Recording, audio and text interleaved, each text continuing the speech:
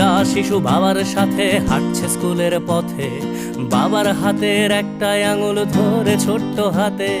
হঠাৎ বিকট শব্দ আর আগুনের ঝলকানি, শিশুটা ভয়ে চিৎকার করে, বাবার চোখে পানি।